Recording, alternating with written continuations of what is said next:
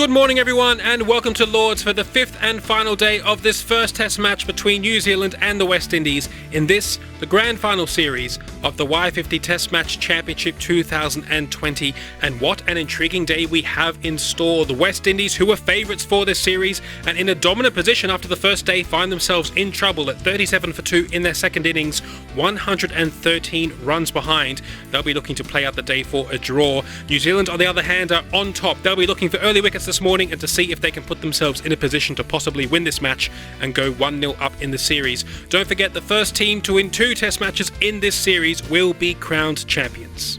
We join the action now as Tim Southee bowls the first ball of this final day to the Master Blaster himself, Viv Richards. Another full house here at Lords for this intriguing final day, and a bouncer to start with from Tim Southee. Last ball of the over. Those will be the first runs of the day for the West Indies. In fact, it's gone all the way to the cover boundary for 4. A lovely shot from Viv Richards. He'll be looking for a big innings today. Driven in the air, but in that gap at cover, and that will be 4 more. Just past mid-on, that will bring up the 50 for the West Indies as that ball trickles over the rope. It also reduces the deficit to under 100. That's a very quick single. Lara has to be quick. Oh, he's out. He's run out. Oh, that's an absolute disaster for the West Indies. Tim Southee had after that from short leg. He had to hit the stumps direct, and that he did. Brian Lara is out. Run out for 15, and the West Indies are 54 for 3. Well, that is a real bonus for New Zealand. They can keep the pressure on top of the West Indies as that one goes past the edge of Sobers. Well, that's a nice shot through backward point. That will be the first 4 for Garfield Sobers. Oh, that's beautifully bowled from Hadley. A big shot from New Zealand. Is that out? No, it must have flicked the sleeve. Well, New Zealand will be thinking if they can just get one of these 2 out. Well, that's a lovely shot from Viv Richards into the gap, and that will be 4 more. Oh, that's a very aggressive shot from Viv Richards down the ground. It looks like he's going to fight fire with fire. Pulled away from Sobers to the boundary. These are important runs for the West Indies. Daniel Vettori on now from the nursery end. Oh, that's a super cover drive from Viv Richards. A beautiful use of the feet and that full Caribbean flair with the swing of the bat. Oh, that's a big full toss from Shane Bond. Probably trying to bowl a bit too quickly, and that will be 4 more. That's a great shot from Viv Richards into line and punching it through the covers for 4. Swung away through the onside for 4. That will bring up the second 50 for Viv Richards in this match and the 100 for the West Indies. That's the 50 partnership between these 2. Well, that's a close shot indeed. A big appeal from New Zealand, and the umpire says that's out. Chris Cairns has the breakthrough that New Zealand were looking for. That ball may be going down the leg side, but Viv Richards has to go. He's out. LBW to Cairns for 54, and the West Indies are 104 for 4. Captain Clive Lloyd, the new man for the West Indies. Edged and beautifully taken that second set from Ross Taylor. Another wicket for Chris Cairns. What a good wicket for New Zealand. Clive Lloyd is out. Caught Taylor bowled Cairns for 1. And the West Indies are 106 for 5. Well, the West Indies need a big partnership now. Well, that's a lovely cover drive from Garfield Sobers. That's going to race away to the boundary for 4. Off the back foot this time, but through the same part of the field, and the same result. 4 more. This will be the last ball before lunch. Oh, and that's out too! A fantastic catch from Ross Taylor. What a way for New Zealand to end the session. Jeff Dujon is out. Caught Taylor bowled Vettori for 3. And the West Indies are 123 for 6.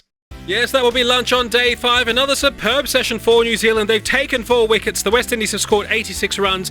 They still trail by 27. Garfield Sobers is still at the crease on 35 not out, but he only has the bowlers for company. It all started with that run out of Brian Lara. He is out, Richards is out, Lloyd is out, and Jeff Dujon is out. 5 bowlers used for New Zealand. 2 for 16 for Chris Cairns with an inspired spell in the lead up towards lunch. 1 wicket also for Richard Hadley, Tim Southee, and Daniel Vettori.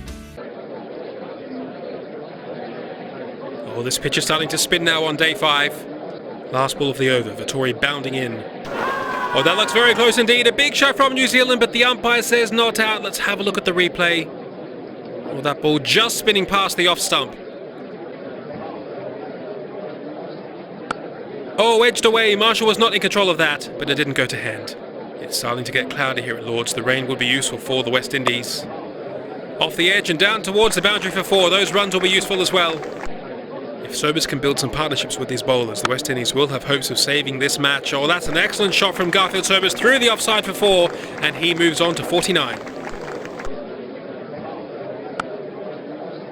A quick single there, and that will bring up the 50 for Garfield Sobers, his 7th 50 of the championship. Oh, that looks very close indeed. Malcolm Marshall trapped on the crease, and the umpire says, yes, that's out. Beautiful bowling from Richard Hadley, nice and straight. That would have cannoned into the middle stump, and Malcolm Marshall is out. LBW to Hadley for 4, and the West Indies are 142 for 7. That's the 150 up for the West Indies, and scores are level. Well, that's a nice shot through backward point from Garfield Sobers. That will be 4 more, and the West Indies are back in front. Heaved away over mid-wicket, a very safe shot from Sobers, and that will be 4 more. An inside edge and straight to Richard Hadley at short leg. That's 8 wickets down now for the West Indies. Joel Garner is out. Caught Hadley bowled Bond for 6, and the West Indies are 166 for 8. Curtly Ambrose, the new man at the crease. The lead is just 16. A play in the miss as that goes over leg stump. Oh, that's nicely hit from Ambrose. The West Indies will take what they can get at this stage. Sobers is still at the crease. Oh, and that's a lovely pull shot down the ground for 4. Oh, that's an excellent shot from Curtly Ambrose. That's raced away to the boundary. Oh, that's a fantastic Yorker from Chris Cairns. A big appeal from New Zealand, and the umpire puts up his finger. Chris Cairns has bowled his heart out in this innings. He now has the wicket of Garfield Sobers, who is out. LBW to Cairns for 73, and the West Indies are 187 for 9. And that will be tea on day 5. Thankfully for New Zealand, the rain has stayed away, but it is still overcast here at Lord's. The West Indies are 187 for 9 in their second innings. They only lead by 37 runs. We've seen 54 from Viv Richards and 73 for Garfield Sobers, but they are both out and back in the pavilion. Not much from the lower middle order. Courtney Walsh and Curtly Ambrose are the last pair at the crease. This is not looking good for the West Indies. New Zealand have been magnificent. Wickets all round, but a special mention to Chris Cairns, who has really bowled his heart out today. He has 3 for 25, 2 for 53 for Richard Hadley, 1 wicket each for Tim Southey, Shane Bond and Daniel Vettori. So with 1 session remaining and the possibility of rain, New Zealand will be looking to wrap up this innings as quickly as possible and to start their run chase. Shane Bond to bowl from the pavilion end. Well, that's a lovely delivery, leaving Ambrose off a length. Oh, that's it. Courtney Walsh has been clean bowled by Richard Hadley, and that's the end of the innings for the West Indies. Courtney Walsh is out, bowled Hadley for a duck, and the West Indies are all out for 187. So there's confirmation, 187 all out for the West Indies. Apart from Viv Richards and Garfield Sobers, not much else from the other batsmen. They found life a little bit difficult as this pitch has started to go up and down on the 5th day. The New Zealand bowling attack have been magnificent, exploiting the conditions available and potentially bowling their side to victory in this first Test match. And so New Zealand need 38 runs to win this first Test match and go 1-0 up in the series. There are plenty of overs left today, but there is the potential for some rain, so I wouldn't be surprised if New Zealand tried to knock this target off quickly. Slapped away in the air through the covers, and that will be the first 4 of the innings. I bowled him. Glenn Turner looking to get on with it. He played all around that one, and he is out. Bowled Garner for 7, and New Zealand are 18 for 1. Well, that ball keeping a little bit low, trapping Stephen Fleming on the crease, and the umpire says, yes, that's out. That's a good piece of bowling from Courtney Walsh. That would have crashed into leg stump. And Stephen Fleming is out. LBW to Walsh for 11, and New Zealand are 18 for 2. Oh, batting is not easy out there. Oh, that looks very straight as well. The umpire has a good look and says, yes, that's out. That's a 3rd wicket down for New Zealand. Kate Williamson falling across that one, and he is out. LBW to Joel Garner for 2, and New Zealand are 22 for 3. Ross Taylor, the new man at the crease for New Zealand. Oh, that will certainly relieve the pressure. Whipped wide a bit on for 4. Well, you can certainly see the confidence he's gained from that first inning century. 9 runs now to win for New Zealand. Oh, that's beautifully bowled. That's gone straight through Martin Crowe, and he is out. Bowled Garner for 3, and New Zealand are 29 for 4.